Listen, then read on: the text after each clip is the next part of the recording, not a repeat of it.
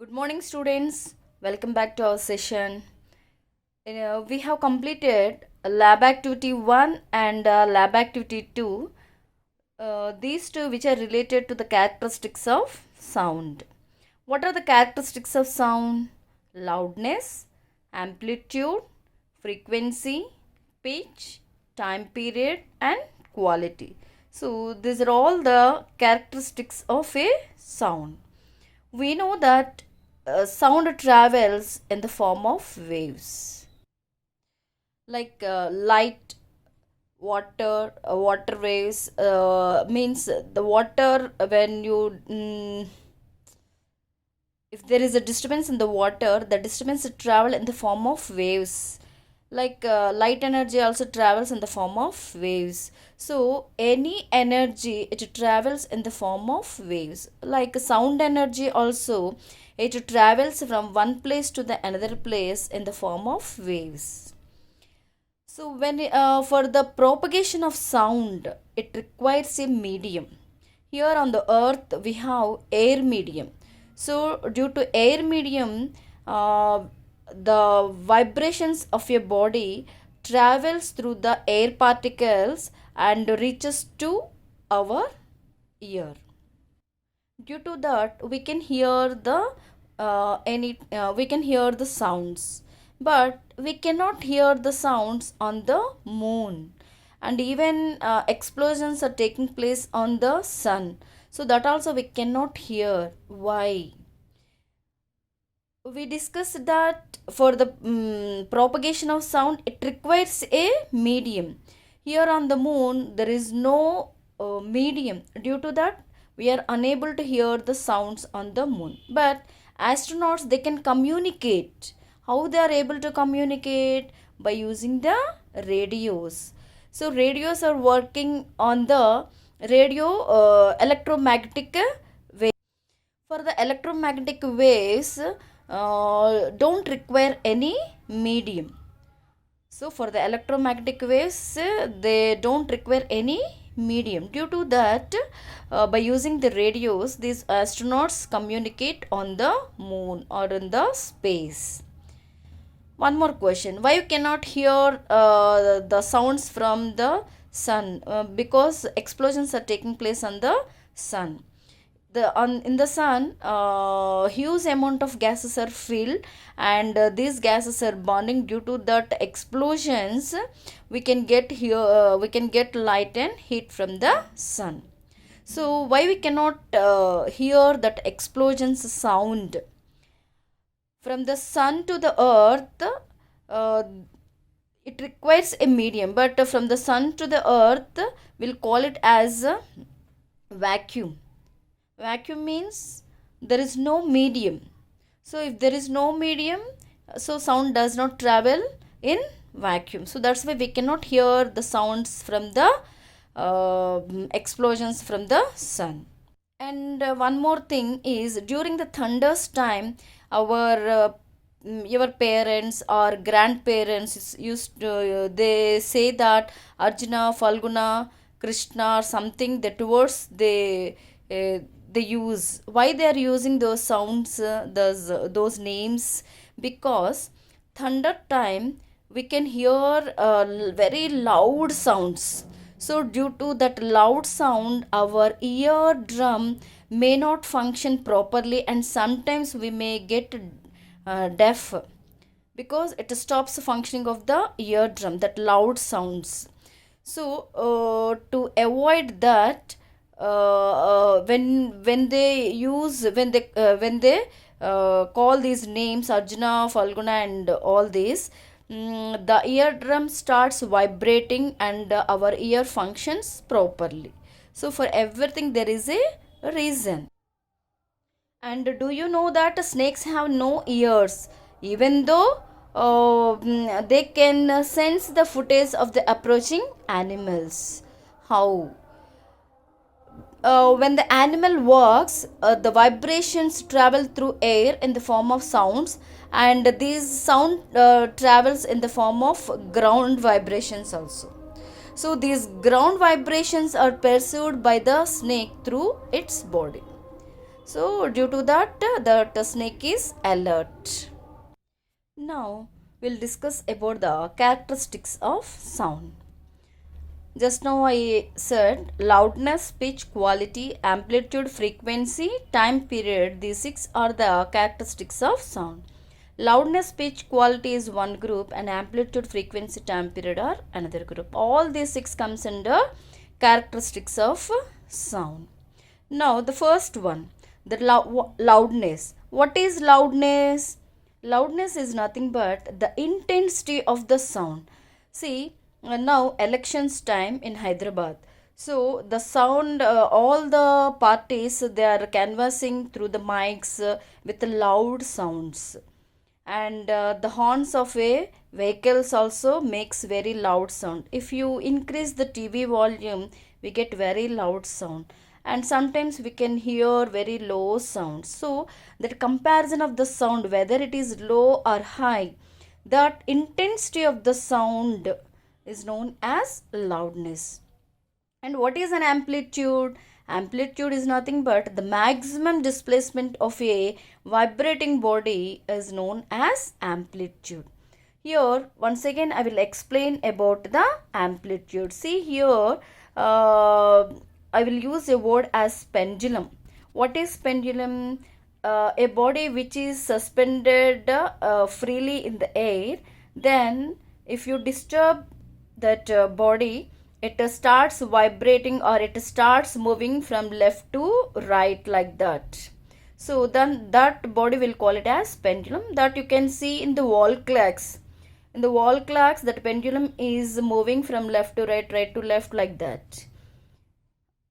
See, now what is an amplitude? Amplitude means the maximum displacement of a vibrating body. Here you see, suppose if you see this is the pendulum. This is the pendulum. Actually the pendulum is in the rest position. Where it is in the rest position, initially the pendulum, where is initial position of the pendulum is known as rest position. From that, it starts moving from left to rest position. This rest position will call it as mean position also. We'll call it as mean position. From my side, it is right side. So first initially either it moves either right or left, depends on the disturbance, it moves. Suppose if you take in the case of right side, the pendulum start moving from its rest position to the right to again the rest or mean position, again mean to left, again from left to mean, again like that. It moves like this. The pendulum moves like this. When it moves, sometimes first initially it covers the maximum displacement, means it moves a maximum displacement. After that, a maximum displacement, then here initially the body covers a maximum displacement. After that, slowly the displacement is gradually decreases. So the maximum displacement of a vibrating body is known as amplitude. So here I explained here this is the maximum, and here the example of minimum displacement. Okay, or otherwise in our textbook lab activities, when you place a scale on a table, it starts vibrate. When it vibrate, we will get the disturbance to and from motions, or here left to right motions, so when it vibrates, we have the initially we have the maximum amplitude, then gradually amplitude is decreasing. Okay, now here one more example I gave, A and B. These are the two waves sound produced by two different bodies. First one, the amplitude is maximum. How can you say that the amplitude is maximum? Just now we discussed the displacement. When a body vibrates, the displacement is maximum. Here if you see, the displacement is minimum. The displacement is minimum. So the wave A has maximum displacement. Maximum displacement means it has more amplitude, and the B means it has low amplitude, or a low displacement means it has low amplitude. So this loudness is related to the amplitude. If amplitude is more, then the body produce loud sound. If the amplitude is less or minimum, then it produces low sound. So loudness is related to the amplitude. Next one is pitch. So what is pitch? The shrillness of sound is known as pitch. Pitch is related to frequency. The first one, loudness, is related to amplitude, and the pitch is related to frequency. Sound of higher pitch has more shrillness, and the sound of lower pitch has lower shrillness. Here we use the word as frequency. What is frequency? When the sound travels in the form of waves in 1 second, how many waves are made by the wave? If you count, that number of waves is known as frequency, or we can take it as vibrations also. Here you see that example. First I will read the definition. The number of vibrations per second is called frequency. Here you see example of two waves. If you see the first wave, you can see both are having the same amplitude. And here you see what is a wave first. This is the rest position. From the rest position, the wave moves one extreme position. From that it comes to the rest or mean position. Again from the rest to it moves another extreme position. Again from that extreme position it comes to the rest position. So when it moves one extreme to the another and it comes to the rest, then we'll call it as a wave, or otherwise we can take it as one vibration. So if you find if you count the number of vibrations made by this wave, here if you see this is 1. So 1 and 2, 3, like this. If you count, we can find 10 vibrations per second. So this 10 vibrations means its frequency is 10. And if you count this wave, the frequency of this wave is 4. So whose frequency is more? Here A frequency is more than B. So if the frequency is more, then the pitch is more. So here you see more vibrations means it has more frequency. If it has more frequency, it has more pitch. Less frequency, it has less pitch. Like that, the pitch and the frequency are related. We have some questions in our textbook. What are that? See, if two persons have similar voice with the same frequency and amplitude, how can we identify their voice? These questions are related to pitch. Once again, two persons will have the same voice with the same frequency and amplitude. But how can we identify their voice? Because their pitch is different. Due to that, we can identify their voice. Next, why is a lion's roar has less pitch than buzzing of a mosquito? Actually, the lion's roar has lesser frequency, and the buzzing of a mosquito has greater frequency. And the lion's roar has lesser frequency but a higher amplitude, and we can hear from the long distance. Coming to that buzzing of a mosquito, it has high frequency.